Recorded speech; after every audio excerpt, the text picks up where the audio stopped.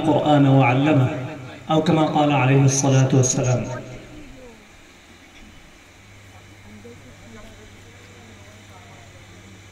معزز علماء کرام,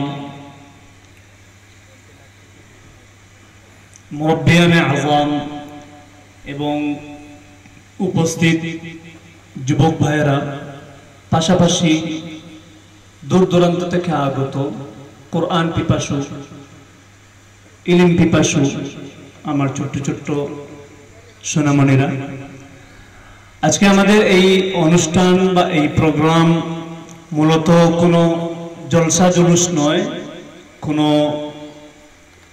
ওয়াজ মাহফিল নয়। আমরা একটি মহৎ উদ্দেশ্য নিয়ে একটি কোরআনের একটি বাগান সাজিয়েছি।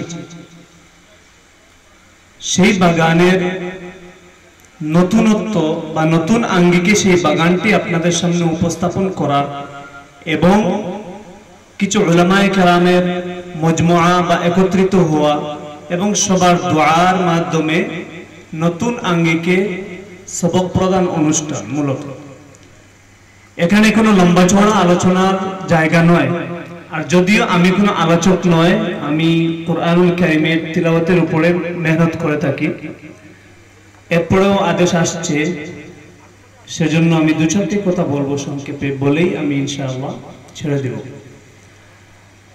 প্রথম কথা হচ্ছে,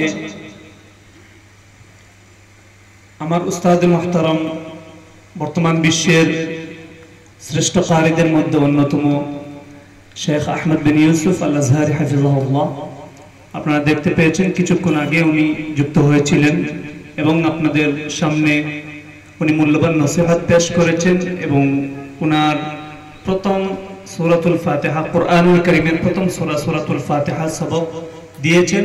এবং এখন থেকেই আমাদের মাদ্রাসা, আমাদের খিদমতুল কোরআন ইনস্টিটিউট অর্থাৎ আন্ডার বাই আহমদ আলী হিফজুল কোরআন মাদ্রাসা, সেই ইনস্টিটিউটের পড়াশোনা স্টার্ট হয়ে গেল বা শুরু হয়ে গেল। আলহামদুলিল্লাহ, সবাই বলুন আলহামদুলিল্লাহ। এমন একজন ব্যক্তির মুখ দিয়ে, এমন একজন ব্যক্তিত্বর মুখ দিয়ে আমরা প্রথম সবকটা নিতে পারলাম। আমরা চাইলে গার্ডিয়ান, বাচ্চাদের যে গার্ডিয়ানরা আছেন, আপনাদের সবাইকে সমবেত করে আমরা মাদ্রাসার ভিতরে ছোট্ট পরিসরে আমি সূরাতুল ফাতিহা পড়িয়ে দিতাম, অথবা আমাদের সম্মানিত মুফতি নাজির সাহেব পড়িয়ে দিতেন, অথবা মাওলানা শামসুদ্দোহা সাহেব পড়িয়ে দিতেন, অথবা মুফতি মুমতাজ সাহেব পড়িয়ে দিতেন। যে কোনো একজন উলামায়ে কেরাম, হাফিজ সাহেব অথবা কারি সাহেব একজন পড়িয়ে দিতেন, হয়ে যেত। কিন্তু আমাদের এত মেহনত, অক্লান্ত পরিশ্রমের কারণটা কি? এই এত বড় পিন্ডাল, এই গরমের মধ্যে, এরপরে বিশাল আয়োজন খাওয়া দাওয়ার, পাশাপাশি এত কষ্ট করে আপনারা দেখতে পাচ্ছেন আমি স্টেজে না উঠে আমি ওখানে টেকনিশিয়ানদের পাশে বসা। কিভাবে আমাদের উস্তাদকে যুক্ত করা যায়, এটা একটাই কারণ, তা হচ্ছে বিশ্বের বুকে যে দ্বীনি মাদারিসগুলো রয়েছে বা দ্বীনি প্রতিষ্ঠানগুলো রয়েছে, সেগুলোর সাথে বড় বড় মনীষী, বড় বড় হস্তিদের গভীর যোগসূত্র রয়েছে। যেই প্রতিষ্ঠানের সাথে বড় বড় মনীষীর, বড় বড় হস্তিদের পদাদুলি রয়েছে, যোগসূত্র রয়েছে, সুসম্পর্ক রয়েছে, সেই প্রতিষ্ঠানগুলো খুব দ্রুত উন্নতির দিকে যায় এবং ওনাদের দোয়া পাওয়া যায়। তো আমি আজ আমার ব্যাপারে অনেক কিছু শুনি, আন্তর্জাতিক অমুক তমুক, কিন্তু আমার কাছে বিষয়টা খুব ইতস্ততা বোধ হয়। আসলে আমি ওরকম কিছু নয়, আমি কোরআনুল খাদিম। তো আমার উস্তাদকে যুক্ত করার উদ্দেশ্য হচ্ছে, উনি আমার পিছনে যথেষ্ট মেহনত করেছেন এবং আলহামদুলিল্লাহ আমি 6 বছর আমার উস্তাদের কাছে ছিলাম। তো ওনার উদ্দেশ্য হচ্ছে আমাদের বিশেষ করে ভারতবর্ষের ওয়েস্ট বেঙ্গল সহ, আসাম সহ, এনাদার অন্যান্য স্টেটে বিশুদ্ধ তিলাওয়াতের খুবই অভাব। আমাদের দেশে অসংখ্য মুহাদ্দিসিন, অসংখ্য মুফাসসিরিন, অসংখ্য মুফতিয়ান পাওয়া যায়, মুফতি পাওয়া যায়, অসংখ্য আলেমে দ্বীন, খুব যোগ্যতা সম্পন্ন আলেমে দ্বীন পাওয়া যাচ্ছে।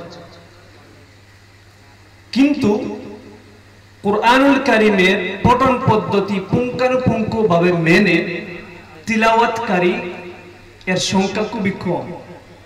আমরা মনে করি আলিম, একজন মুফাসসির, একজন মুহাদ্দিস, একজন হাফিজ, একজন কারি, যিনি তিলাওয়াত করবেন ওনার জন্য কর্তব্য হচ্ছে কুরআনুল কারীমের নির্দিষ্ট পঠন পদ্ধতি মেনেই তিলাওয়াত করতে হবে, না হলে গুনাহগার হবে। আমার উস্তাদ বলে দিয়েছিলেন নির্দিষ্ট পঠন পদ্ধতি কি জিনিস। কুরআনুল কারীম এটা কার কালাম ভাই? সবাই একটু কথা বলবেন। যদি আপনারা কথা বলেন তাহলে আমি বুঝবো আপনারা সজাগ, আর যদি কথা না বলেন তাহলে আমি বুঝবো আপনারা ঘুমন্ত। আমাদের এই মুসলিম ঘুমন্ত সমাজ কবে সজাগ হবে জানা নেই। যাই হোক, তো কুরআনুল কারীম এটা কার কালাম? আল্লাহ পাক রব্বুল আলামিনের কালাম। সেজন্য আমি বিভিন্ন জায়গায়